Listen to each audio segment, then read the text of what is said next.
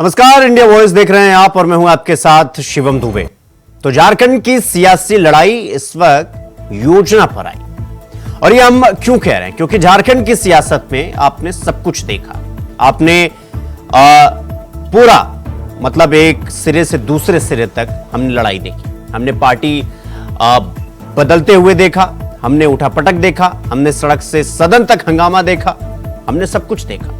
हमने आदिवासी नेता को यहां से वहां करते हुए देखा। लेकिन अब जो इस वक्त संग्राम फैला हुआ है झारखंड की सियासत में, वो योजना को लेकर है। इसीलिए हमने कहा कि सियासी लड़ाई अब योजना पर आई। योजना पर कैसे? मुख्यमंत्री मैया सम्मान योजना के तहत झारखंड की सरकार 12,000 रुपए सालाना यानी 1,000 रुपए हर महीना देने की घोषणा करती है। अब ये ऐलान तो पहले हो गया है, लेकिन अब इस पे हंगामा और क्यों हुआ वो आपको बताते हैं। हंगामा ऐसे हुआ कि अब 21 से लगभग 55 साल के ऊपर तक को ये योजना जो है वो महिलाओं को मिलनी थी।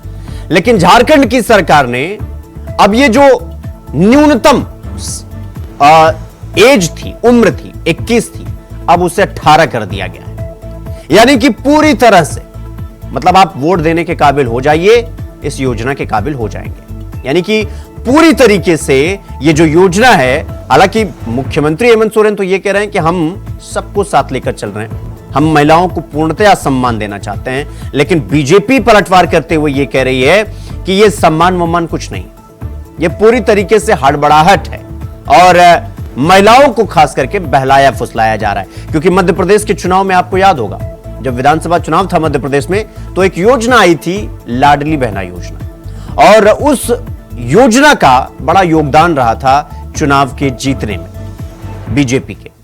और ठीक उसी तर्ज पर यह योजना काम कर रही है, मुख्यमंत्री मैया सम्मान योजना। बाकी योजनाएं तो हैं ही, लेकिन बीजेपी के खेमे में जो उठापटक और खलबली मची हुई है वो इस योजना से अकेले हुई है। क्योंकि बीजेपी कह रही है कि ये योजना नहीं है, ये एक ट्रैप है, ये एक ट्रैप है सरकार फिर रिपीट करने का, महिलाओं को देने का। लेकिन सवाल यह है कि 1,000 रुपए में होता क्या है, मतलब आज के समय में 1,000 रुपए में क्या हो जाएगा। लेकिन मुख्यमंत्री की तरफ से जो 21 साल न्यूनतम सीमा थी उसे 18 कर दिया गया। यानी सीधे तौर पर यह दिखाई दे रहा है कि पूरी तरीके से लड़ाई सियासी हो चुकी है। यानी कि एक तरफ भले झारखंड मुक्ति मोर्चा कमजोर हो रही हो, उसके नेता पार्टी बदल रहे हो, सब कुछ कर रहे हो, लेकिन झारखंड मुक्ति मोर्चा का जो ये एक 100 सोनार पे एक लोहार वाला ये स्ट्रोक है, ये माना जा रहा है कि झारखंड में सबसे पावरफुल होने जा रहा है। यही योजना होगी जो झारखंड की सियासत में मौजूदा सत्ता को दोहरा सकती है। इसलिए बीजेपी इसको लगातार उठा रही है।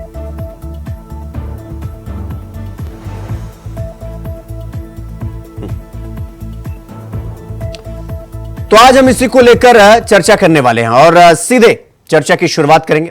हमारे साथ रमाकांत महतो भारतीय जनता पार्टी के प्रवक्ता, जगदीश साहू कांग्रेस प्रवक्ता, हेमंत गुप्ता वरिष्ठ पत्रकार और थोड़ी देर में झारखंड मुक्ति मोर्चा के प्रवक्ता भी हमारे साथ चर्चा का हिस्सा बनेंगे। रमाकांत महतो जी, चर्चा की शुरुआत सबसे पहले आपसे करेंगे। अब मैया सम्मान योजना की जो लाभ लेने की उम्र है उसे घटा दी गई या 18 वर्ष कर दिया गया, तो इसमें क्या दिक्कत होगी? आपकी तैयारी तो पूरी है, तो फिर दिक्कत कहां है रमाकांत जी? देखिए, भारतीय जनता पार्टी को कोई भी योजना लागू करे कोई दिक्कत नहीं, लेकिन आप 4.5 वर्षों में आप कुछ नहीं करते। 3 महीने के बाद चुनाव है, उस समय आप कोई नई योजनाओं को ले आ रहे हैं जिसका कभी कोई जिक्र आपने नहीं किया। मैं चुनाव के लड़ते समय अपने कोई संकल्प पत्र उसमें दोहराई है, और मैं अभी बीच में जो संकल्प पत्र में आपने जिन योजनाओं का जिक्र किया था उन योजनाओं के लिए क्रियान्वयन के लिए आपने कुछ किया, ऐसा नहीं किया। अचानक हड़बड़ी में योजना को लाते हैं और सारे वित्तीय व्यवस्था को आप एकदम कुप्रबंधन की ओर धकेल देते हैं। इससे क्या होगा? देखिए, ये एक तरह का क्या है, चुनाव से पहले ठीक 2-3 महीने पहले इस प्रकार की योजनाओं को लाना एक तरह से विशुद्ध रूप से राजनीतिक भाषा में कहा जाए तो इस तरह का ये उत्कोच है। उसको मतलब प्रलोभन दे करके उनको एक जाल में फंसा लेना और उसके बाद कहना कि भाई ये आपके लिए है और मैं ये सरकार आपके लिए कर रही हूं। इससे कोई क्राइटेरिया इन्होंने तय नहीं किया, इसका कोई नियमावली इन्होंने नहीं बनाई और इससे पहले भी कई सारी महिलाएं या बहनें वहां पे कई सारी योजनाओं पे जुड़ी हुई हैं, उनके लिए आप चिंता करने की बात दोहरा रहे थे, उनके लिए आपने कुछ नहीं किया।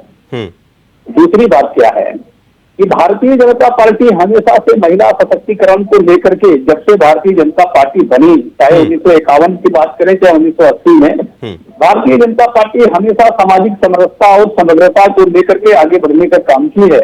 यही वजह है कि जब भी महिला आरक्षण की बातें आई, भारतीय जनता पार्टी ने ईमानदारी से उन्हें पार्लियामेंट में भी, जब भी सरकार आई तो पार्लियामेंट में उसको पेश करने का काम की, चाहे हमारी बहुमत वहां पे सरकार पे हो चाहे नहीं हो। अटल जी की सरकार में भी हमने किया और हम जब पूर्ण बहुमत की सरकार में आ गए तो माननीय मोदी जी ने उन्हें महिला शक्ति बंधन के, नारी शक्ति बंधन के रूप में अधिनियम पास कर दिया। 2029 में वो लागू हो जाएगा। पंचायत में भी हमने महिलाओं के सशक्तिकरण के लिए 50% आरक्षण हमारी सरकार ने, एनडीए की सरकार ने सबसे पहले शुरू की। तो ऐसी चीजों के बारे में इन्हें चिंता होती, आज 21 से घटा के 18 कर रहे हैं, इसका मतलब साफ जाहिर होता है कि वोटिंग पावर इनका टारगेट पे है, वोट लेना इनका टारगेट में है और वोट की राजनीति करना ये विपक्ष की जो यहाँ झारखंड मुक्ति मोर्चा और राष्ट्रीय जनता दल और कांग्रेस पार्टी का जो नियति रही है, आज हमेशा 70 सालों में इन लोगों ने यही किया और ठगने का काम किया, योजनाओं को धरातल में नहीं उतारा। दूसरी एक सबसे बड़ी बात मैं कह रहा हूँ कि भारतीय जनता पार्टी, ये बात नहीं है कि योजनाओं के खिलाफ में, भारतीय जनता पार्टी हमेशा महिलाओं या युवाओं के सशक्तिकरण की बात करती है और उस समय सरकार के साथ होगी, आगे आने वाले समय में यदि महिलाओं के सशक्तिकरण और नारी की चिंता उतनी है, महिला की चिंताएं उतनी है सरकार को, तो क्यों नहीं 5 साल से ही आपने उनके लिए प्रावधान करिए। 5 साल से तो पढ़ाई उनकी शुरू होती है, तो 5 साल से उनको पढ़ाई के लिए केजी से लेकर पीजी तक की पढ़ाई के लिए निःशुल्क करिए। ये हुआ सशक्तिकरण की बात। आज देखिए, कल मैया योजना के लिए उन्होंने नामकुम के मैदान में, इतने बड़े मैदान में, दक्षिण छत्तीसगढ़ में सारे बसों को, स्कूल बसों को उन्होंने रिजर्व कर दिया और सारे विद्यालयों को उन्होंने बंद कराया। ये पढ़ाई जो कल छूट गई, उसका भरपाई, उस ज्ञान का संवर्धन होता, उनका भरपाई कौन करेगा?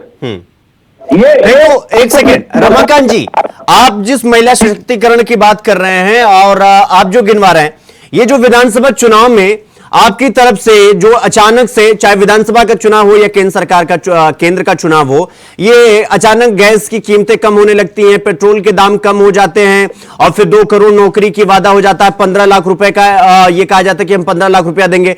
अगर वही सवाल वो पलटकर आपसे पूछ दें तो आपके पास क्या जवाब होगा रमाकांत जी? मतलब आप करें तो रामलीला, वो करें तो रासलीला, ऐसे कैसे हो सकता है? मतलब पैरामीटर तो सेम होगा ना। शिवम जी, आप नाम के अनुरूप पांडव करके भारतीय जनता पार्टी को कटघरे में खड़ा करना चाहते हैं, तो ये मुझे कतई ठीक नहीं है। आप ये सोच लीजिए कि भारतीय जनता पार्टी ने 2 करोड़ रोजगार की बात की थी और जहां जरूरत पड़ी वहां नौकरियां भी दी।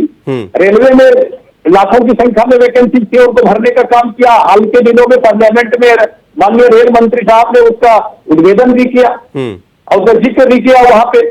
और जहां जहां हम कह रहे हैं कि योजनाओं को लेकर के या नए नए आयाम युवाओं के लिए, बेरोजगारों के लिए भारतीय जनता पार्टी की 10 सालों की सरकार ने स्कीम को लेकर के या व्यापारिक दृष्टिकोण से उद्यमी को आगे बढ़ाने का काम जितना भारतीय जनता पार्टी की सरकार ने किया है। आप एक अच्छे पत्रकार हैं, आप फौजी पत्रकारिता को आप लोग विश्वास रखते हैं, आप एक बार आंकड़ा तो निकाल लीजिए 7 सालों का पिछले और एनडीए गवर्नमेंट के शासनकाल के आंकड़े को कि हमने कितना रोजगार दिया, उन्होंने किस तरीके से रोजगार बांटा और हमारे समय में देश उन्नति की ओर हुआ है कि अवनति की ओर हुआ है। दूसरी बात, आप कह रहे कि भारतीय जनता पार्टी ने कभी भी ये वोट की राजनीति नहीं की। आपको ध्यान दिए होंगे, किरासन तेल का दाम भारतीय जनता पार्टी ने ही एनडीए सरकार में अटल बिहारी वाजपेयी ने बढ़ाई थी, क्योंकि अंतर्राष्ट्रीय स्तर में उस समय तेल बहुत महंगे आ रहे थे और उस आधार पे भारतीय जनता पार्टी की सरकार ने, अटल जी की सरकार ने कहा कि भाई हम बहुत ज्यादा ऋण बढ़ करके हम देश को सशक्त नहीं कर सकते हैं, इसलिए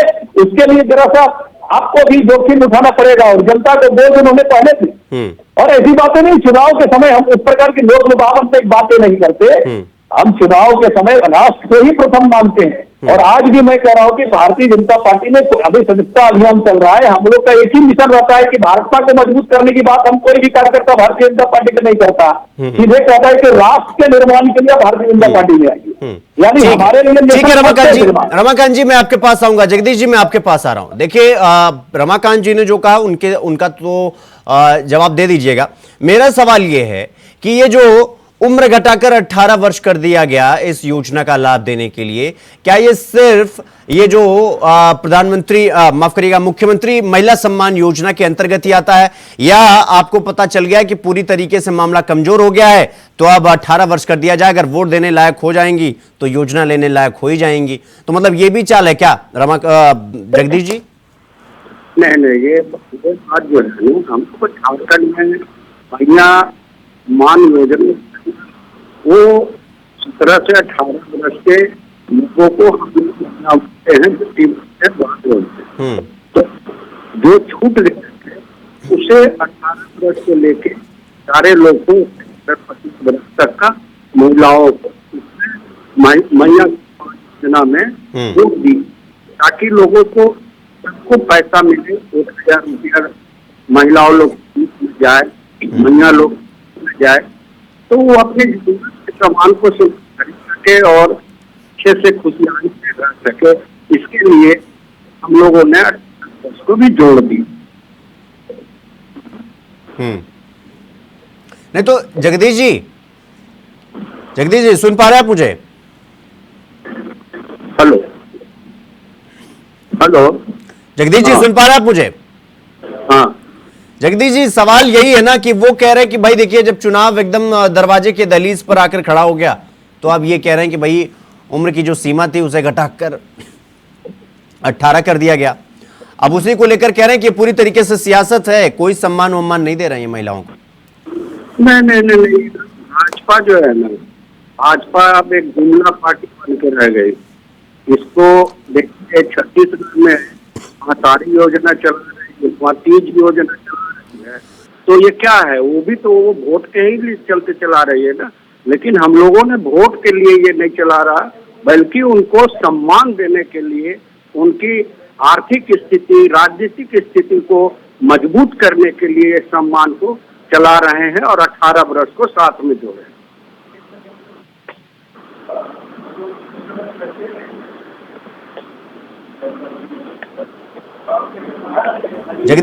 जगदीश जी सुन पा रहे आप मुझे? ठीक है जगदीश जी आपकी आवाज नहीं आ रही है, मैं आपके पास आऊंगा। एएस देवल साहब हमारे साथ झारखंड मुक्ति मोर्चा के प्रवक्ता हमारे साथ जुड़ गए हैं। देवल साहब, आपकी ये जो मुख्यमंत्री मैया सम्मान योजना है इसको लेकर बीजेपी आप पर पलटवार कर रही है। बीजेपी कह रही है कि देखिए 18 वर्ष कर दिया गया, इसका जो न्यूनतम सीमा थी वो लाभ लेने की इस योजना का, वो उसे घटा दिया गया क्योंकि झारखंड मुक्ति मोर्चा पूरी तरीके से पैनिक कर गई है और इसीलिए योजना का जो उम्र है उसे घटा दिया गया है। देखिए शिवम जी, मैं कल से बोलता आ रहा हूं कि बीजेपी को अपनी कहीं ना कहीं जमीन खसती, पैरों के नीचे से खिसकती नजर आ रही है, इसलिए अनर्गुलर बयान दे रहे हैं। ये 18 से 20 जो इंक्लूड किए गए हैं, ये पूरे स्पेक्ट्रम में यही एज का जो रेंज था वो मिसिंग था। अदरवाइज आप देखिए कि मैं कल भी कहीं बोल रहा था कि ये इंडिया एक पैट्रियार्कल सिस्टम सोसाइटी था और हमने वो दौर भी देखा है जहाँ भ्रूण हत्या होती थी, लड़की टेस्ट करके और बच्चों को गर्भ में मार दिया जाता था क्योंकि वो लड़की होती थी। और आज के दिन में ये आधी आबादी हमारी उसी लड़की को प्रोत्साहन करने के लिए हमने Maiya Yojana focused on ladies, 50% of our Indian population. और आप देखिए कि ये पैसा जब ये 80,000 लोगों के हाथ में फ्री राशन दे रहे हैं, और वो राशन कितने का है? 200-300 रुपए का राशन है। और तो उस राशन को लेके वो कुछ नहीं कर सकते, they can not use that ration. But आप देखिए हम उनको फाइनेंशियल इंडिपेंडेंस दे रहे हैं, जो 1,000 रुपए उनके पास जा रहा है। एक तो आप जानते हैं कि औरतों को होम मेकर कहा जाता है, घर बनाने वाले।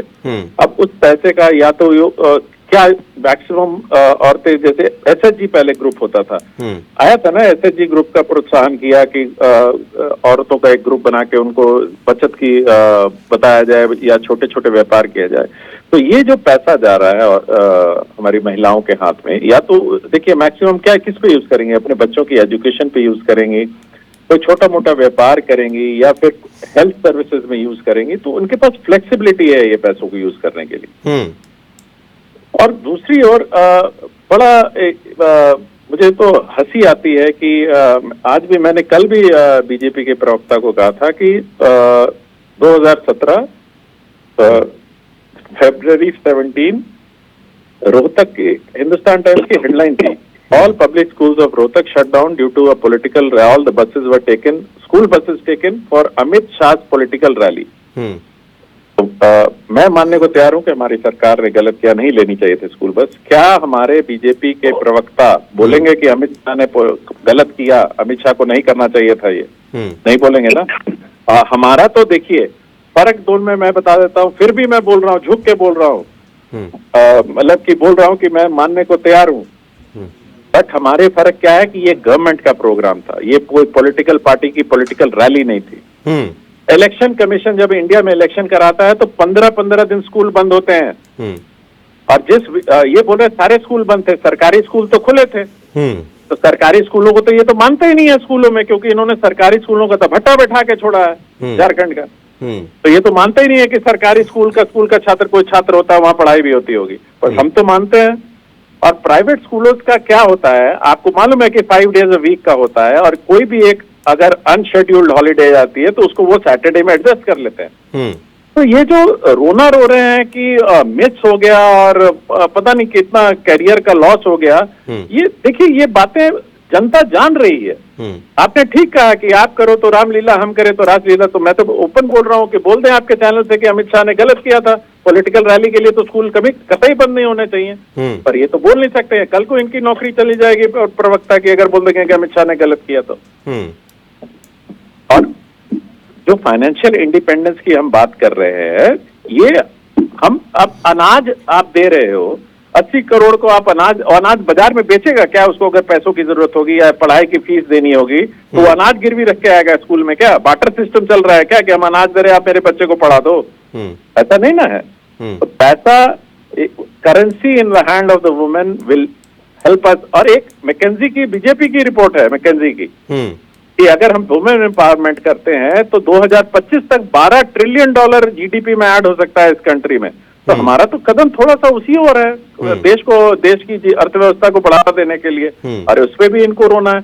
इनको कुछ नहीं चाहिए, इनको खाली आंख बंद करके भक्तों का, जो कहते हैं ना, तुलसीदास ने कहा था कि विमूढ़ व्यक्तियों को सबसे अच्छा रहता है कि जिनको कोई सोच समझ नहीं, बस लगे रहो, है ना, और मूर्खता करते जाओ, नित्य प्रतिदिन कुछ ना कुछ नया कुछ करते जाओ।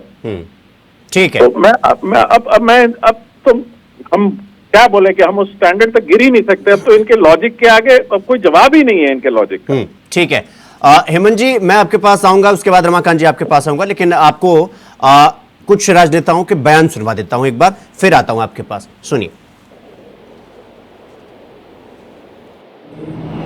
सरकार ने फैसला कर लिया था कि झारखंड का कोई भी ऐसा व्यक्ति सरकार की जो योजना है उससे वंचित नहीं है। उस योजना का सही लाभ उसी की एक ये भी कही है कि 18 वर्ष से 49 वर्ष के बीच के जितनी भी महिलाएं हैं, बच्चियां हैं, उन सभी 1,000 रुपये सम्मान के तौर पर दिया जाए।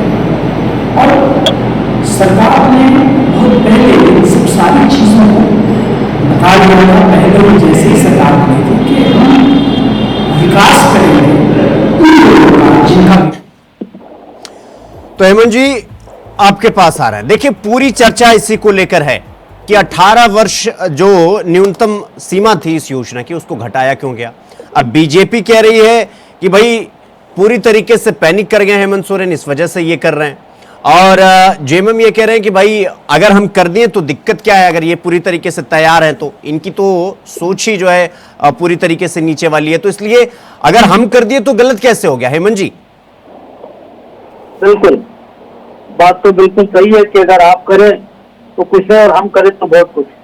पर मैटर यहाँ ये है शिवम, बीजेपी और जेएमएम जो पॉलिटिकल पार्टी आपस में जो इस मैटर को उठा रहे हैं ज्यादातर, इसका मुख्य कारण क्या है कि चुनाव है सामने। चुनाव अगर कोई भी पार्टी करती है तो ऑब्वियसली अपोजिट पार्टी ये बात उठाएगी कि आप इलेक्शन का फायदा उठाना चाहते, बेनिफिट लेना चाहते। लेकिन क्या है कि भारत का जो संविधान है हमारा, उसका 5th शेड्यूल और 7th शेड्यूल जो है ये कहता है सरकारों को, राज्य सरकारों को कि SC ST के कल्याण और आर्थिक डेवलपमेंट के लिए आप योजनाएं बना सकते हैं। तो जेएमएम ने 7th शेड्यूल को ध्यान में रखते हुए ये योजना बनाई है, जिसके लिए कानूनी कार्ड तो कुछ नहीं है किसी भी पार्टी के पास, तो वो फायदा उठा रहे और वो दे रहे। लेकिन अब चूंकि ये फायदा अभी ही क्यों दिया जा रहा है, ये पहला बहुत महत्वपूर्ण प्रश्न, क्योंकि चुनाव सामने है। और अगर कोई भी पार्टी इस तरह की योजनाएं अब पहले से अगर आपको देना था तो आपके पास प्रोविजन है, आप दे सकते थे, और अभी आप इलेक्शन के टाइम पर देते तो ऑब्वियसली आप वोट बैंक पर सेंधमारी कर रहे हैं। आप चुनावी अपने डेवलपमेंट पर, अपने कार्यों पर कोई भी इलेक्शन लड़ने के लिए कोई भी पार्टियां तैयार नहीं हो रही है। अभी पार्टियां क्या कर रही है, जनता को मूर्ख बना रहे हैं। तो हेमंत जी, ये कहा जा सकता है कि बीजेपी को जो समस्या हो रहा है वो योजना से नहीं, योजना की टाइमिंग पर हो रहा है। करेक्ट, क्योंकि योजना की प्लानिंग क्या है, पहले आपने रखा 21 से 50, पहले इसका नाम था मुख्यमंत्री बहन बेटी मई कोई स्वावलंबन प्रोत्साहन योजना, उसको कैबिनेट ने मंजूरी दे करके मुख्यमंत्री मैया सम्मान योजना आपने रखा, फिर 21 से 50 वर्ष और फिर 18 वर्ष। इसका मतलब है कि आपका इंटेंशन डायरेक्टली वोट बैंक पर है, ये बात तो पक्की है। लेकिन क्योंकि ये वोट बैंक की राजनीति आप बोल तो सकते हैं, लेकिन राजनीति किसी भी व्यक्ति के संवैधानिक अधिकारों को हानि नहीं कर सकता। तो ये संवैधानिक अधिकार भी है लोगों का शेड्यूल एरिया में इस चीज को पाने का, उसके तहत ये बेनिफिट ले रहे हैं। लेकिन अगर ये बीजेपी ये आवाज उठा रही है तो पब्लिक में मैसेज जा रहा है ये कि अभी ही क्यों इस योजना का लाभ। ठीक है हेमंत जी, ठीक है, मैं आपके पास आऊंगा। रमाकांत जी, मैं आपके पास आ रहा हूं। देखिए अब AS देवल साहब ने जो कुछ भी कहा आप उसका जवाब दे लीजिएगा, मैं पूरा मौका दूंगा। लेकिन मेरा सवाल ये है कि आप लोग पूरी तरीके से स्ट्रेटजी बनाए, आप इनकी पार्टी को पूरी तरीके से डैमेज कंट्रोल हुआ, जो हुआ इन्होंने कहा कि भाई ठीक है जो हुआ सो हुआ, जिसको जाना था वो चला गया, चुनावी मैदान में रफा दफा हो जाएगा कि कौन कितने पानी में है। सवाल यह है कि अब पूरी तरीके से माहौल बन गया है। लेकिन जैसा कि मैंने कहा कि मध्य प्रदेश चुनाव में लाडली बहना योजना का बड़ा योगदान रहा, और कई आंकड़े ऐसे बताते हैं कि इवन 1/3 पूरा जो चुनाव लड़ा गया वो इसी योजना के आसपास लड़ा गया। आप लोगों को लगता है कि ये योजना लाडली बहना योजना को टक्कर देगी और कहीं ऐसा ना हो कि पूरा माहौल बनाने के बाद भी चुनाव हाथ से निकल जाए? रमाकांत जी। देखिए शिवम जी, मध्य प्रदेश की सरकार हो चाहे झारखंड की सरकार हो, जब भारतीय जनता पार्टी की झारखंड में भी सरकार की तो हमने भी बढ़ने के लिए कई सारी योजनाएं लाई थी, और मध्य प्रदेश की सरकार ने भी जो योजनाएं लागू की वो चुनाव के एंड मौके पे नहीं की थी, तो सरकार बनते ही हमारे संकल्प पत्र में थे भारतीय जनता पार्टी के। इन्होंने तो हिडन एजेंडा के रूप में इनको ले आया, और सारे अब देखिए यहाँ माननीय वित्त मंत्री जी का बयान भी आ गया था कि भाई पत्रकारों ने उन्हें पूछा कि कहाँ से पैसा लाएंगे, तो बोले बाकी योजनाओं को, बाकी विभाग के योजनाओं को ब्रेक करेंगे और इन योजनाओं में पैसा डाल देंगे। और दूसरी बात, झामुमो के प्रवक्ता महोदय बता रहे थे कि भाई प्राइवेट स्कूल के बच्चे की पढ़ाई चली भी जाए तो कोई दिक्कत नहीं है। इन्हें मालूम होना चाहिए कि मदरसा चलाने वाले लोग मदरसा की पढ़ाई में बड़े बड़े ज्ञान अर्जित करने में सुरक्षा देने वाले और वहां से ज्ञान अर्जन करने वाले लोगों को मैं क्या समझाऊं, ये चीज को ध्यान दे पहले कि भाई पढ़ाई का मतलब आप जो प्राइवेट स्कूल खोलते हैं, क्या सरकार उन्हें बिना NOC दिए चलने की मौके देती है क्या? वो अर्ध सरकारी का जो अनुदान सरकार देती है बजाते उन्हें। और पढ़ाई का मतलब ये होता है कि भाई पढ़ाई यदि 1 घंटे का भी मैंने क्षण से आगे कुतो धर्म चाणक्य ने कहा वही स्थिति है। आप यदि एक क्षण का महत्व होता है पढ़ाई में, और पढ़ाई को टारगेट करके महिलाओं को यदि आप सशक्तिकरण की बात करते हैं, बालिकाओं के लिए, कन्याओं के लिए उतनी चिंता है आपको, बहने के लिए उतनी चिंता है, तो क्यों नहीं उनकी पढ़ाई निःशुल्क कर देते आप? और छोटे समय से ही उनके लिए गर्भ में जो है भ्रूण हत्या की बात कर रहे थे, ये सही बोल रहे हैं। सरकार में जिस तरीके से सरकार में भ्रूण हत्याएं हो रही है, नर्सिंग होम हर जगह देखिए, अगर रांची पे आप चले जाइए, झारखंड के कोने कोने में भी चले जाइए, सरकार के कार्यकाल में 4.5 वर्षों में जिस तरीके से भ्रूण हत्याएं चल रही है, और मेडिकल विभाग में, स्वास्थ्य विभाग में जिस प्रकार से सिस्टम पैदा हुआ है और उगाही सिस्टम जो आई है, हर जगह रिसर्च सेंटर, 4 गो डॉक्टर नहीं है वहां पे, 4 गो नर्सेस नहीं है, और रिसर्च सेंटर, और सीधे सीधे उन्हें सरकार संरक्षित चल रही है ये सारी चीजें। तो ऐसी व्यवस्था को भी उगाही सिस्टम का एक आधार बना हुआ है। सरकार डरी हुई है, इनको लगता है कि 4.5 वर्षों में हमने जो वादे किए थे, एक भी वादे हमने पूरे नहीं किए हैं, तो इसके माध्यम से हमको प्रत्येक पॉकेट में हमको पैसा देना है, और इसको प्रोत्साहन राशि बता रहे हैं। ये पैसा दे के वोट खरीदना चाहते हैं, सीधी सीधी बात है। पहले उन्होंने कहा कि 50 लाख करेंगे, अब फिर अभी बढ़ा रहे हैं, अब सीधे सीधे इनको वोट लेना है।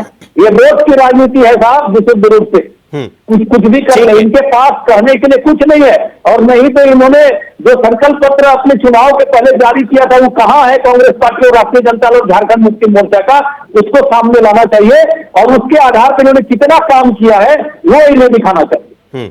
ठीक है, एवज दल साहब जवाब दीजिए, आपको, आपने क्या किया है, आपकी योजनाएं, आप महिला को लेकर कह रहे हैं, वो भ्रूण हत्या को लेकर कह रहे हैं, वो पूरी तरीके से कह रहे हैं कि भाई अगर बच्चों की इतनी चिंता है सरकारी स्कूलों का तो फ्री कर दीजिए सरकारी स्कूल, हॉस्पिटल में आपके यहाँ भ्रूण हत्या रिकॉर्ड हो रही है। जवाब दीजिए देवल साहब। देखिए, मैं वेट ही कर रहा था, मैं बड़ा अचंभित था कि बीजेपी के प्रवक्ता का इस टॉपिक में हिंदू मुसलमान क्यों नहीं आया, और तुरंत आप देखा मेरे जवाब में उन्होंने मदरसा घुसा दिया। तो इनका इसके बिना चल नहीं सकता। मैंने सिर्फ इतना कहा था कि जो एक दिन की पढ़ाई का और इन्होंने अभी भी वो नहीं कहा कि अमित शाह ने गलत किया था वो रैली करके जब स्कूल बंद कराए थे।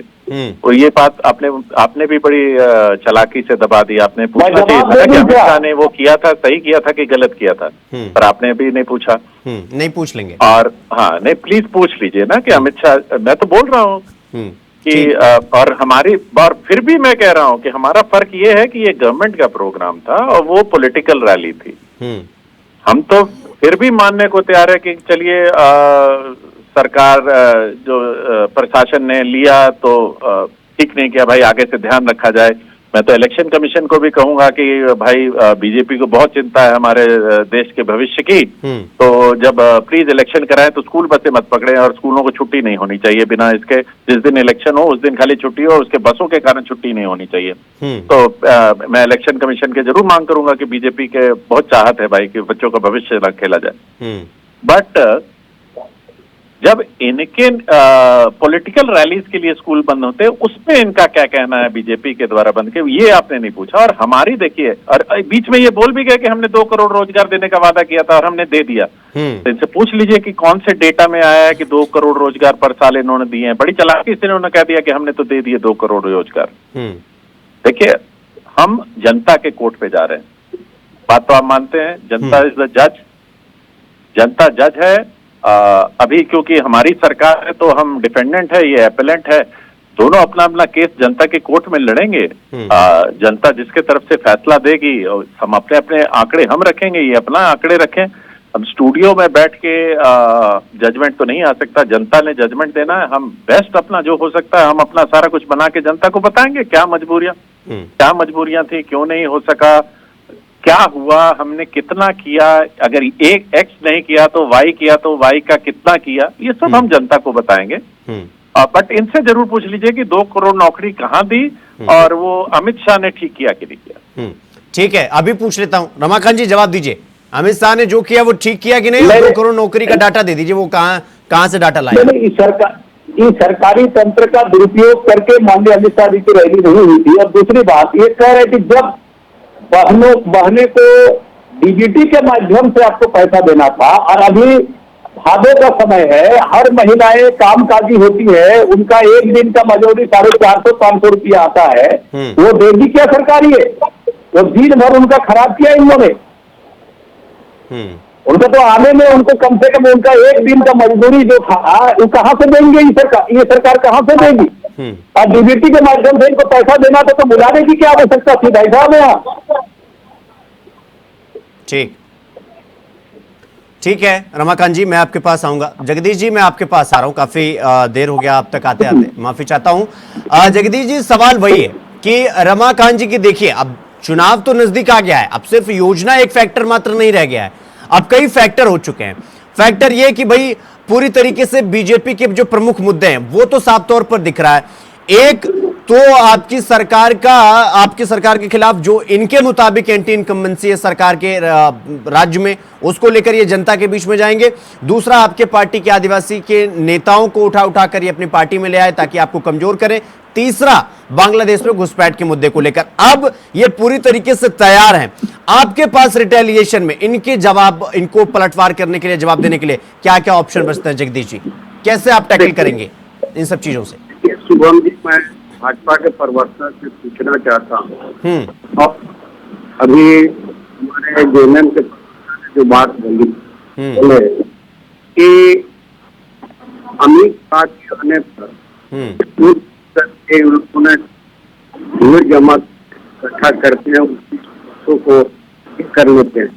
और दूसरी बात है कि जो प्रोग्राम, पॉलिटिकल प्रोग्राम है, सारी प्रोग्राम रही बात कि 2 करोड़ इन्होंने कहा, उसका डाटा पूछ लीजिए ना।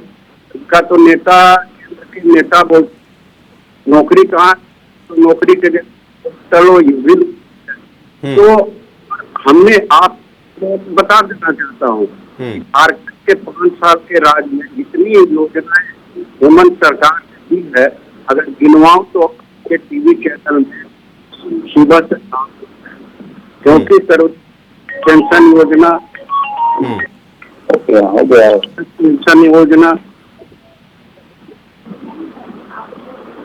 जगदीश जी, आपकी आवाज सही से आ नहीं पा रही हमारे तक। हम एक बार फिर से आपसे संपर्क करने की कोशिश करेंगे, फिर से जुड़ने की कोशिश करेंगे। तब तक मैं हेमंत जी आपके पास आ रहा हूं। देखिए, अब एक चीज तो हेमंत जी स्पष्ट हो गया है कि चुनाव जैसे जैसे नजदीक आ रहा है, बीजेपी की अपनी स्ट्रेटेजी तैयार है पूरी तरीके से। पहले इनकी पार्टी के एक नेताओं को इनके पास से हटाया गया, वो भी सबसे विश्वासु नेता, उनको हटाया गया। दूसरा, बांग्लादेश का मुद्दा हमने देखा लगातार भारतीय जनता पार्टी के जो प्रदेश के नेता हैं वो लगातार बड़े प्रमुखता से उठाते रहे, और पूरी तरीके से राज्य में एंटी इनकम्बेंसी का फायदा भी उठाने की कोशिश की जा रही है। तो क्या सिर्फ ये लड़ाई योजना पर होगी, और ये योजना क्या एक्स फैक्टर बनने में कामयाब होगा, जैसा कि हेमंत सोरेन की स्ट्रेटेजी के मुताबिक ऐसा जानकार वहां के कह रहे हैं? हेमंत जी। शुभम, देखिए, इसके 3 पहलू हैं। आप राजनीतिक पहलू भी समझ लें, इसका कानूनी पहलू भी समझ लें, और फिर इसका जनमानस पर आर्थिक जो डेवलपमेंट से रिलेटेड जो प्रोग्राम है उस पर भी हम चर्चा कर लें। इसमें कोई शक नहीं कि इस योजना के आने से वोट बैंक की राजनीति में बहुत बड़ा उछाल है, और इसके कारण से वोट, भाजपा का बहुत सारा वोट जिसको कहते हैं वो कट करके जमीन की तरफ जा रहा है, इमोशन की वजह से। ये शेड्यूल इलाका है, और शेड्यूल ट्राइब और शेड्यूल कास्ट के मैक्सिमम वोट है, और यहाँ मैक्सिमम जो जिलाएं हैं वो बीजेपी उसके जो एमएलए है वो शेड्यूल से आते हैं। अब सवाल ये उठता है कि हमारा बीजेपी के पास वो आदिवासी चेहरा पिछले दिनों जो इलेक्शन हुआ उसको ध्यान में रखते हुए इन लोगों ने एक योजना कि हम शेड्यूल कास्ट के उन लोगों के पास जाए जो डेवलपमेंट के नाम पर आर्थिक रूप से कमजोर है और जिनके पास स्वास्थ्य सुविधाएं नहीं मिलती है। आप देखिए, पहाड़ी जो गिरिडीह के पास हमारा पारसनाथ मंदिर है, वहां पर आप जाए, कभी अपने रिपोर्टर को भेजे तो आपको पता चला कि सभी डेवलपमेंट के नाम पर बातें करते हैं, लेकिन आज भी आदिवासियों और किसी को पीने के लिए जल स्वस्थ नहीं मिल रहा है। जो नदी नाले हैं उसमें जानवर भी नहीं आ रहे। तो डेवलपमेंट के नाम पर हर कोई जो चाहता था कि हम अपनी राजनीति देख ले, वो अब नहीं हुआ। झारखंड के परिप्रेक्ष्य में देखें, यहाँ भी महंगाई है, यहाँ भी बेरोजगारी है, तो उसको ढकने के लिए इन्होंने रोजगार के एक आर्थिक पैकेज चलाया, और ये एक ऐसा इमोशन कार्ड है जो नोडा पूरे चुनाव प्रक्रिया में बहुत बड़ा फैक्टर बनेगा और चुनाव के बैलेंस को डिसबैलेंस कर देगा। जो सोच रहे राजनीतिक जो विशेषज्ञ यहाँ बैठ करके लोग कहते हैं देखिए ये बहुत बड़ा फैक्टर बनने वाला। जी। सेकंड थिंग, अब हम आते हैं इसके कानूनी पहलू पर, क्योंकि 7th शेड्यूल में भारत के संविधान में यह प्रावधान है कि आदिवासियों की सुरक्षा, उसके स्वास्थ्य और आर्थिक विकास के लिए सरकार पैकेज बना सकती है। उसका राज्य सरकार बेनिफिट ले रही है। तो सवाल ये होता है कि ये बेनिफिट पहले भी लिया जा सकता था, अभी क्यों? तो ये लिहाजा बहुत बड़ा इम्पैक्ट पड़ेगा। थर्ड क्वेश्चन आता है कि पब्लिक क्या सोचती है। तो पब्लिक आप समझ लें कि शेड्यूल इलाका है, बहुवल, ये शेड्यूल इलाका में भारत पूरे 3 क्षेत्रों में बट गई है। कुछ लोग मुस्लिम वोटर्स के ऊपर जा रहे हैं, डिपेंडेंट हो रहे हैं, जिसका इम्पैक्ट लास्ट चुनाव में आपको देखने को मिला। कुछ लोग ओबीसी वोटर्स के ऊपर डिपेंड हो रहे हैं, उसका भी इम्पैक्ट आपको मिला जाति जनगणना के आधार पर। तीसरा, अभी एससी जहाँ शेड्यूल इलाका है वहां पर ये डिपेंड कर रहा। आज देखिए इसी को लेकर के डेमोग्राफी वाली जो बात आपने कही, माननीय झारखंड हाईकोर्ट ने राज्य सरकार को, केंद्र सरकार को, अब पार्टियों को लताड़ा लगाते हुए उन्होंने कहा कि आप एफिडेविट दे करके इसको सूचना बताएं जिसमें खुफिया तंत्र भी इन्वॉल्व है। अगर कोई पार्टी गलत सूचना देती है तो उस पर तुरंत की अवमानना का प्रोसीडिंग चलाया जाएगा। तो ये बातें अगर अदालतों को कहनी पड़ रही है तो कहीं न कहीं जनता को ये समझ में आ रही है इस तरह की योजना, जैसे आपने लाठी योजना का जिक्र किया, इम्पैक्ट तो डालेगा और भूचाल आएगा। ठीक है, ठीक है हेमंत जी, मैं आपके पास आऊंगा। रमाकांत जी, मैं आपके पास आ रहा हूं।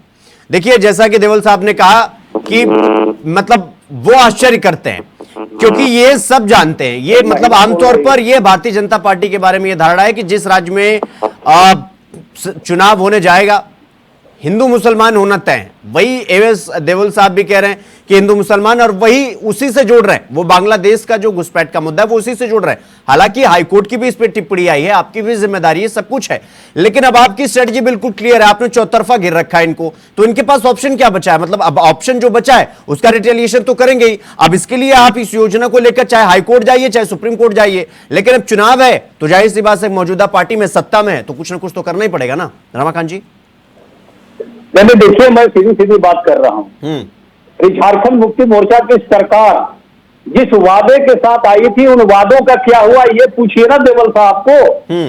प्रतिवर्ष इन लोगों ने कही थी कि 5 लाख नौकरियां देंगे, कहां है उनकी नौकरियां? और जब नौकरी नहीं देंगे तो भत्ता देंगे, 7,000 भत्ता देंगे पीजी वाले को, ग्रेजुएट वाले को 5,000। प्रतिवर्ष जेपीएससी के एग्जाम्स करवाएंगे, कहां है इनकी नौकरियां? संवेदक बनाएंगे, झारखंड के 75 बच्चों युवाओं को संवेदक के रूप में हम उनसे प्रोत्साहन करेंगे। निजी प्रतिष्ठानों में 75% भागों पे आदिवासी मूलवासी को जगह मिलेगी। लेकिन इन लोगों ने कहीं कुछ नहीं किए, केवल बालू को माइंस का केवल झारखंड सरकार ने केवल उसकी क्या कहे उनका अवैध ढुलाई करके उसमें कहिए तो और जबरदस्त माल नोचने का काम किया है सरकार ने केवल, और युवाओं के सपने को बेचने का काम किया। और अंतिम कह रहे हैं कि बहने को दे रहे हैं, बहने को दे के रहे हैं, नौकरियां तो दे नहीं रहे हैं, रोजगार तो दे नहीं रहे हैं। अब बोल रहे हैं कि अंतिम समय में बूथ खर्चा देने को तुले हुए हैं कि अब बोल रहे हैं कि बहुत बड़ा योजना है, वाहवाही लूट रही है। ठीक है, अपने से ठीक है, मैं जवाब दे लेता हूं। अपने से पीआईएल करवा के रखी हाईकोर्ट में, अपने से पीआईएल कराई सरकार ने, और दोष भारतीय जनता पार्टी पे बढ़ रही है। ठीक है, मैं जवाब ले लेता हूं। एस देवल साहब जवाब दीजिए। विधानसभा चुनाव के समय में आपका जो पूरा मैनिफेस्टो था उसके आधार पर वो सवाल पूछ रहे हैं आपसे। अब सवाल तो बनता है भाई, विपक्षी दल हैं तो सवाल तो पूछेंगे ही ना कि आप जिन वादों के आधार पर आप सत्ता में आए थे उन वादों का क्या हुआ। ये तो विपक्ष का कर्तव्य भी है और विपक्ष पूछेगा भी। देखिए, मैं तो बड़ी विनम्रता से कह रहा हूँ कि बहुत हमने वादे किए, बहुत सारे वादे पूरे किए, बहुत सारे वादे नहीं पूरे हो सके, हमने कोशिशें की, लगातार जारी भी है। पूरे किए हैं वो पूछिए ना उनको, ये कौन से वादे पूरे किए हैं उन्हें पूछिए। अरे सर, पहले फिर जब अगर इस तरह से आपको पूछना है तो पहले जिसको कहते हैं ना कि बुजुर्गों से शुरू किया जाए, आपके जो नॉन बायोलॉजिकल पापा के वादों का पहले बता दीजिए, फिर हम छोटे लोग जो है जो धरती से जुड़े हुए लोग हैं और लोगों के दिल में बसते हैं, फिर हम अपना दिल अभी तक ये केवल 15 लाख आ गए, पार्टी के झारखंड मुक्ति मोर्चा के प्रवक्ताओं ने हमारे केवल और केवल जुमला कहा था व्यक्तिगत आलोचना के सिवा इन्होंने कुछ नहीं किया है। अरे आपके पास बोलने के लिए कोई जगह ही नहीं है आपके पास, आप बोलिए ना। आप केवल आलोचना करके कुछ नहीं कर सकते। मैंने तो अभी तक परिवार पे, राहुल गांधी के परिवार पे एक भी आलोचना नहीं किया, लेकिन आप तो केवल नरेंद्र मोदी की बात करेंगे, अमित शाह जी की बात करेंगे। अरे उतने बड़े महान व्यक्तित्व के बारे में आलोचना के पहले आपकी छोटी मुंह बड़ी बात नहीं हो रही है। इस बात को समझ नहीं रहे कांग्रेस पार्टी के प्रवक्ता और झामुमो के प्रवक्ता महोदय। अरे नॉन बायोलॉजिकल व्यक्तिगत आलोचना से बात आइए ना। आप बोल दीजिए अमित शाह ने गलत किया। जब आपने आलोचना से बात अगर झारखंड सरकार ने किया तो वो गलत किया। आपने क्या किया है? अमित शाह गलत है। शिबू सोरेन जी ने, अरे आप बोलिए ना, अमित शाह गलत है कि नहीं है? अमित शाह ने गलत किया कि नहीं किया? हेमंत सोरेन जी ने यहाँ पे माइंस लूटा कहा। अरे आप सोरेन जी ने जमीन माइनिंग में चले गए, बालू में चले गए, तो फिर हेमंत सोरेन ने बालू में कहा। मैं तो नाम नहीं लिया, 15 लाख सरकार ने जो किया कहा। टॉपिक से भागना आपको बहुत अच्छा आता है। नहीं, एक सेकंड रमाकांत जी, रमाकांत जी और एएस देवल साहब, दोनों लोग। एएस देवल साहब, मेरा सवाल आपसे ये था कि अगर वो आपकी योजनाओं को, आपके 5 साल पहले जो आपने वादे किए थे, जिस आधार पर आप राज्य में अपनी सरकार बनाए, उनका विपक्ष है, वो सवाल तो बनेगा। जैसे अगर आज आप केंद्र में भारतीय जनता पार्टी से सवाल पूछते हैं और जब वो पुराने सालों का कांग्रेस की सरकारों का जिक्र करते हैं, तो आप कहते हैं कि भाई देखिए वो गलत किए तो वो हट गए। अब आप आगे बैठे तो देवल साहब, आपकी जिम्मेदारी बनती है, आप ऐसे रिटेलिएट नहीं कर सकते ना कि अनबायोलॉजिकल ये कोई जवाब नहीं हुआ ना देवल साहब। दिया जाए तो भाई मैं तो बोल रहा हूँ ना कि भाई हमको जनता के बीच में 1 महीने में जाना है, हम जनता को जवाब देंगे हमने क्या किया क्या नहीं किया। हो गया, बहुत हो गया, लेकिन बेचारा बार बार काम कर रहा है। देखिए हम जनता को जवाब देंगे ना। नहीं, जनता को जवाब देंगे। देखिए अब वो तो चुनाव आ गया है, वो अगर आप किए रहेंगे नहीं किए रहेंगे, आपको जवाब तो देना पड़ेगा देवल साहब। सवाल इसका नहीं है कि जनता का क्या, सवाल ये है कि अगर ये पूछा जाएगा कि भाई 5 साल में आपने किया क्या, वो अब मुख्य विपक्षी दल है, आप लोग भी पूछते हैं। हम कभी शाय अवे नहीं करेंगे जवाब देने से। हम एक एक चीज का जनता को जवाब देंगे, बट उन लोगों को जवाब नहीं देंगे जो खुद ऐसा कुछ करके, हिंदू मुसलमान करके, अपने मतलब अपने जिसको कहते हैं 900 चूहे खा के बिल्ली हज को चली, उन्होंने अभी तक जवाब नहीं दिया कि अमित शाह ने गलत किया कि नहीं। मैं एक जवाब मांग रहा हूं आपसे, उनसे खाली बुलवा दीजिए कि अमित शाह ने जो स्कूल बंद करवाए थे अपनी रैली के लिए, वो सही था कि गलत था, खाली इतना बुलवा दीजिए। सब कुछ तो ठीक है देवल साहब, ये हिंदू मुसलमान वाला फैक्टर में समझ नहीं पाया कि मतलब ऐसा इन्होंने क्या किया, मतलब हिंदू मुसलमान वाला क्या चीज नहीं। अभी आप कह रहे हैं कि हिंदू मुसलमान, इन्होंने झारखंड की सियासत पे अगर सवाल पूछ लिया तो हिंदू मुसलमान कैसे हो गया देवल साहब? नहीं, अभी ने कहा कि हमने बीजेपी बांग्लादेश वाला जो ये कराया है। तो आप ये मानते हैं घुसपैठ मुद्दा नहीं है? नहीं, तो हाई कोर्ट में तो हमारी सरकार ने हलफनामा दे दिया, अगर हमने गलत दिया होगा तो कोर्ट हम पे एक्शन लेगी ना। बट इन्होंने, इनकी सेंटर की सरकार तो भाग गई, हलफनामा तक नहीं दिया, टाइम ले लिया। ठीक है, इनसे पूछिए कि क्यों नहीं हलफनामा दिया। जवाब दीजिए। अगर हलफनामा दोनों लोगों से मांगा गया, जवाब दोनों से मांगा गया, तो दोनों को देना होगा ना। ये थोड़ी हो सकता है कि भाई आप इन पे जिम्मेदारी ठोक दीजिए, आप वो झोंक दीजिए और ये आप पर, ऐसे थोड़ी चलता है। मतलब अगर ये मुद्दा है तो मुद्दा दोनों के लिए, राज्य के लिए भी और केंद्र सरकार के लिए भी। ठीक है रमाकांत जी, फिर हम उनसे जुड़ेंगे और उनके पास जाएंगे। हेमंत जी, मैं आपके पास आ रहा हूं।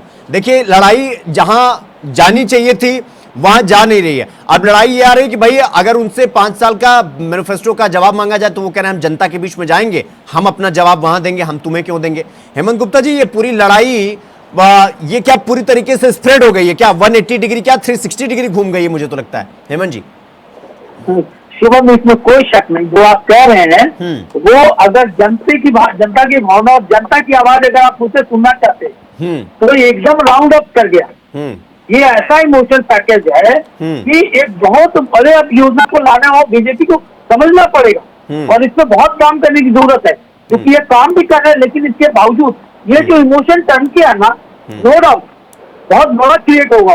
और आप जो प्रोग्राम चला रहे हैं, मैं एक पत्रकार की हैसियत से आपको बताना चाहता हूँ कि जनता इमोशन हो रही है और आपकी प्रोग्राम से दिशा और दशा लोगों को सोचने पर मजबूर करेगी कि हम करें तो क्या करें, क्योंकि मुद्दाओं से भटक करके ये सब काम हो रहा है। ये अपने सही नहीं तो हेमंत जी और सवाल आपको इसके लिए तो बहुत तब भी धन्यवाद। वही है ना कि देखिए अब ये कह रहे हैं कि भाई हम जवाब देंगे तो हम जनता के बीच में चलेंगे, आइए जनता के बीच में दो दो हाथ हो जाएगा, वहीं पर पता चल जाएगा कौन कितने पानी में है। लेकिन ये जो मुद्दा तो है ना, मतलब ये जितने भी मुद्दे, चाहे आदिवासी का मुद्दा हो, चाहे वो बांग्लादेश घुसपैठ वाला मुद्दा हो, चाहे इसके बाद इनकी पार्टी को तोड़ने मरोड़ने का हो, फिर चाहे योजना का मुद्दा हो, ये मुद्दे तो हैं, मतलब इसको नकारा नहीं जा सकता है ना हेमंत जी। शिवम देखिए, 4 मुद्दे आज के दिन में इस इलेक्शन के लिए बहुत इंपॉर्टेंट है। आप झारखंड के प्रीव्यू में देखेंगे तो यहाँ SC/ST का जो मुद्दा है उस पे जो इमोशनल कार्ड चली है जेएमएम ने, वो बहुत बड़ा इम्पैक्ट डालने जा रही है। दूसरा कि अगर SC/ST को छोड़कर देखा जाए पूरे झारखंड के पूरे कंट्री में, तो ओबीसी बहुत बड़ा मुद्दा है, जाति जनगणना। बिल्कुल, क्योंकि ओबीसी को अभी जेएमएम की सरकार ने 14% में BC1 BC2 में जो बांट रखा लोगों में, जो मैंने पिछले एपिसोड में भी बताया था, तो यहाँ के BC OBC समुदाय दोनों सरकारों से बहुत खफा है। और लोग चाहे जितना भी कर ले, जैसे भी OBC के नेता, जो जमीनी नेता है वो दोनों पार्टियों के पास नहीं, OBC के जमीनी नेता नहीं है, इसलिए जो OBC का बैंक है वो डिवाइड होने जा रहा। मैं आपको अपना आंकड़ा बता रहा हूँ और ये होगा भी इलेक्शन के बाद, आप देख लीजिएगा। और तीसरा फैक्टर है बांग्लादेशी और मुस्लिम वोट। पिछले बार मुसलमानों को भटकाया गया कि संविधान खतरे में है, और राष्ट्रवाद के नाम पर देखिए बीजेपी लड़ रही है। लेकिन ये बात सच है कि पूरे देश में और खासकर झारखंड के प्रदेश में डेमोक्रेसी चेंज हो रही है। आप बहुत सारे पंचायतों को देखेंगे, क्या है कि उसका हस्बैंड मुस्लिम है, वो वोटर कार्ड बन गई है, आधार कार्ड बन गया है उसका, आपकी इलेक्शन कार्ड बन गया है। क्वेश्चन यही उठता है, माननीय उच्च न्यायालय ने भी यही कहा कि आप बताइए कि वोटर कार्ड कैसे बना, ये कार्ड कैसे बना।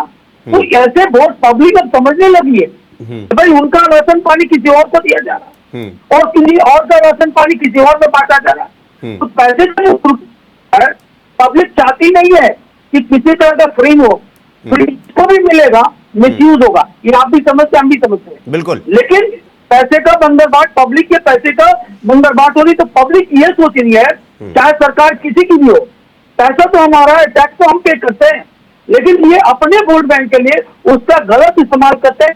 इसकी वजह से इस बार पूरी इलेक्शन की डेमोग्राफी चेंज नजर आएगी। ठीक है हेमंत जी, ठीक है, मैं आपके पास आऊंगा। जगदीश जी, मैं आपके पास आ रहा हूं। देखिए, जिस तरीके से अभी तक चुनाव में चल रहा था, अभी तक आज के 2 महीने अगर पीछे जाएं तो आपका पलड़ा बहुत भारी था। सब ये कह रहे थे कि भाई हेमंत सोरेन जेल से बाहर आए हैं, सिंपैथी वाला कार्ड है और आदिवासी बड़े बड़े चेहरे हैं आपके पास, और बीजेपी जहां कमजोर होती है वहीं आप मजबूत थे।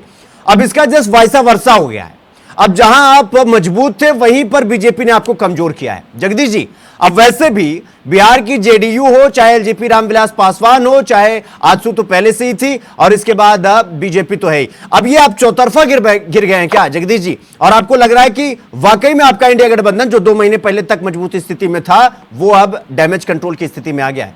जगदीश जी जी देखिए, कहीं पर हम लोग इंडिया गठबंधन कमजोर नहीं, और इंडिया गठबंधन खड़ा है।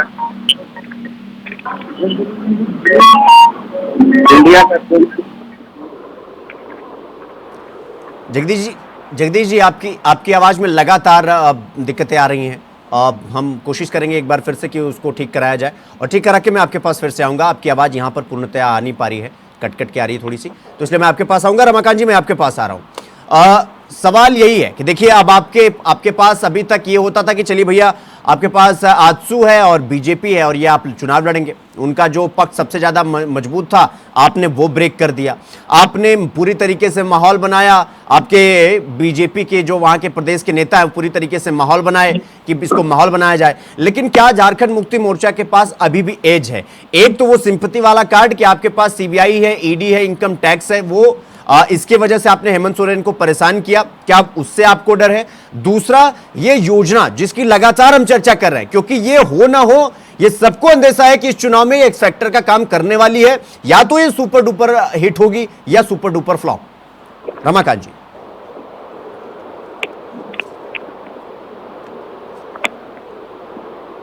रमाकांत जी सुन पा रहे हैं आप मुझे?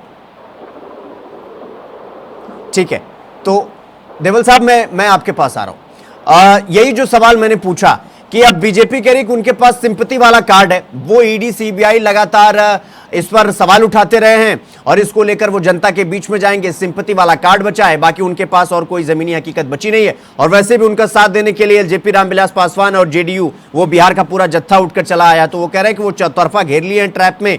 अब आपके पास इन योजनाओं को और सरकारी पैसे को लुटाने के अलावा और कोई आपके पास रास्ता नहीं बचा है, क्योंकि आपको पता है कि सरकार जाने वाली है, आखिरी ट्राई मार लेते हैं। नहीं, ये वेलफेयर योजना सरकारी पैसों की लूट होती है क्या?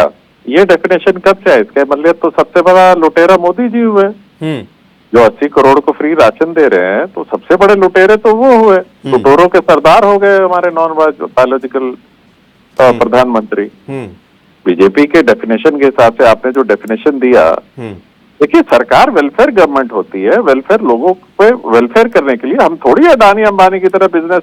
आपने तो जब देखा कि 65,000 करोड़ का जो कर्जा था बैंकों का कुछ चंद 11 कंपनियों पर, उसको 15,000 करोड़ में सलटा के और सारी 11 कंपनियां अडानी ने खरीद ली और पैसा माफ किया। 50,000 करोड़ जनता का जो पैसा था उस केंद्र सरकार ने माफ कर दिया। तो पैसों की लूट और लुटेरा सबसे बड़ा कौन है, ये तो जनता जान रही है ना भाई, मुझे बताने की तो जरूरत नहीं है। हम तो जनता का पैसा जनता के हाथ में दे रहे हैं। क्या आपको लग रहा है क्या हमने इलेक्टोरल बॉन्ड्स ले लिए क्या? जिनको हम हजार रुपए दे रहे हैं, इनसे हम इलेक्टोरल बॉन्ड्स खरीदवा रहे हैं क्या कि वापस जेएमएम को पैसा दे दो? ये तो इस पे माहिर तो बीजेपी थी कि काम दो, ठेका दो, उतने का इलेक्टोरल बॉन्ड ले दो। पर ये जिन मैया और बहनों को हमने 1,000 रुपया दिया, तो आपको क्या लगता है कि हमें इलेक्टोरल बॉन्ड दे रही है तब हम 1,000 रुपया दे रहे हैं इनको क्या? नहीं, हेमंत जी कुछ कहना चाहते हैं। हेमंत जी क्या जल्दी से? नहीं, मैं देवल साहब की बात बता रहा हूँ। देखिए, कोई भी सरकारें होती है वो जनता होती है और जनता के नुमाइंदे सरकार को चलाते हैं। बिल्कुल। तो सरकार की भावनाओं और संविधान को ध्यान में रखना होगा। ये आप नहीं कर सकते कि आपके जनता का पैसा नहीं, पैसा जनता का ही होता है, जनता के द्वारा कमाया जाता है और जनता के लिए सरकार बनती है और जनता को इंडिकेट करती है। तो आप ये मत बोले कि पैसा जनता का नहीं है, जनता का ही पैसा है। अरे मैंने जनता का पैसा है सर, आपने गलत सुन लिया। अरे मैं तो कह रहा हूँ जनता का पैसा है। मैं आपको लीगल बात बता रहा हूँ मिस्टर दयाल, मैं आपको बता रहा हूँ। देखिए हेमंत जी, आपने गलत सुन लिया। मैं तो कह रहा हूँ जनता का पैसा है और जनता को दे रहे हैं, जनता का पैसा नहीं है। आपने गलत सुन लिया सर। जान नहीं पाओगे कि आप क्या नहीं समझ पा रहे हो। देखो, मैं आपको एक बात बताता हूँ, पर जब भी कोई पॉलिटिकल पार्टी कोई भी पैसे का इस्तेमाल करती है तो उसका डिसीजन कैबिनेट के द्वारा होता है। अभी आप बताओ, ये कैबिनेट में जेएमएम का पास हो गया। मैं कोई किसी पार्टी की तरफ नहीं बोल रहा हूँ, एक आम आदमी और एक पत्रकार के से पूछ रहा हूँ और एक कॉन्स्टिट्यूशन एक्सपर्ट की तरह से पूछ रहा हूँ। आप मुझे ये बताइए कि देश में अल्पसंख्यकों के लिए बहुत सारे आपने कमेटियां बनाई, पैसे बांटे, आपने आदिवासियों के लिए आज पैसे बांटे। अभी मैं ओबीसी की बात कर रहा था। आप बताइए, ओबीसी के लिए बहुत सारे ऐसे लोग हैं जो अभी भी खुंचा में है, कोई सड़क पर है, कोई ठोला लेके, कोई माथे पे लेकर के बिक्री करते। आप उनके लिए क्या प्रावधान बनाए हो? आपकी आबादी की, पूरे नेशनल आबादी की मोर देन 50% ओबीसी है। आपके पास उसके लिए कोई स्कीम नहीं आ सकती और जो स्कीम ला रहे हैं वो इम्प्लीमेंट नहीं हो रहा। तो जनता ये मतलब पूछिए कि जनता नहीं समझ। शिवम जी ने बहुत अच्छा कार्यक्रम चालू किया है और इसका इम्पैक्ट देखो, आपको मैं बता रहा हूँ इस इलेक्शन में बहुत जबरदस्त पड़ने जा रही है। मैं तो बधाई देता हूँ शिवम को कि इतना बोल्डली ये इस प्रोग्राम को कर रहा है। जर्नलिस्ट में आपको बता रहा हूँ और इसका इम्पैक्ट तो जरूर पड़ेगा, क्योंकि चाहे सरकारें किसी की भी हो, पैसा पब्लिक की है और पब्लिक को ये समझ में आ रही है कि वो कहां पर खड़ी है। ठीक है, देवल साहब जवाब दीजिए। शिवम जी, मैंने कब कहा कि पैसा पब्लिक का नहीं है? मैं तो पहले से ही कह रहा हूँ, मैं तो पहले दिन से कह रहा हूँ पैसा पब्लिक का है। पैसा पब्लिक को पैसा पब्लिक का पैसा पब्लिक को वापस कर रहे हैं। तो नहीं, वो कह रहे हैं कि वो अपनी SC/ST के लिए क्या, आदिवासियों के लिए, ओबीसी के लिए कुछ नहीं किया और वो सबसे बड़ा फैक्टर बने इस चुनाव में। एक मिनट सर, मैया योजना में ST, OBC और SC तो है ही नहीं कहीं, इसमें कहाँ है? और जिस तरह ओबीसी की हर स्टेट में रिजर्वेशन का ओबीसी का है, ओबीसी के ये अलग बात है कि ओबीसी की आज तक पूरे देश में कहीं अलग से मिनिस्ट्री नहीं बनी। जैसे माइनॉरिटी की है, ST/SC कमीशन है, वैसे एक ओबीसी का बनना चाहिए। जो मुझे लगता है जो हेमंत जी चाह रहे हैं, होना भी चाहिए क्योंकि सबसे ज्यादा पॉपुलेशन उनकी है। ये डिमांड अच्छी है, होना चाहिए। आने वाली सरकारों को करना चाहिए इस पे। मैं तो आपके साथ खड़ा हूं, इस पे मेरी भी डिमांड है कि होना चाहिए। झारखंड की सरकार से भी मैं डिमांड करूंगा कि अगर आते हैं तो आगे से एक ओबीसी भी कमीशन भी बने। इसीलिए बात हो रही है ना कि जाति जनगणना एक बार हो जाए, किसकी कितनी भागीदारी है। क्योंकि बीजेपी तो बोलती है ना कि हिंदू राष्ट्र बनाओ क्योंकि हिंदू ज्यादा है, तो फिर इसमें भी आ जाइए भाई कि हिंदू के अंदर भी कि जिस खाली स्वर्णों का राज थोड़ी रहेगा, बाकी जिसकी ज्यादा पॉपुलेशन उसको उतना हिस्सा दीजिए अनुपात में। ठीक है, तो हमारी तो मांग यही है। हम कब बोल रहे हैं, हम तो कभी इससे पीछे नहीं हट रहे। ठीक है, ठीक है। देखिए हटने वाली तो बीजेपी है। नहीं, ठीक है देवल साहब, देखिए थोड़ा समय का अभाव है, चर्चा और भी आगे चल सकती थी और बेहतरीन चल सकती थी। समय का अभाव है, यहीं पर रुकना पड़ेगा। आप सबका बहुत बहुत धन्यवाद समय देने के लिए और चर्चा में शामिल होने के लिए। रमाकांत जी आपका भी, जगदीश जी आपका भी, हेमंत जी आपका भी और देवल साहब आपका भी बहुत बहुत धन्यवाद। तो अब सियासी लड़ाई योजना पर आई है। अब देखना यह है कि यह लड़ाई कब तक चलती है और चुनाव में कितनी कारगर साबित होती है। सबसे बड़ी बात तो यह है। चर्चा में इतना ही। देश और दुनिया की तमाम खबरों को देखने के लिए देखते रहिए वॉच। नमस्कार।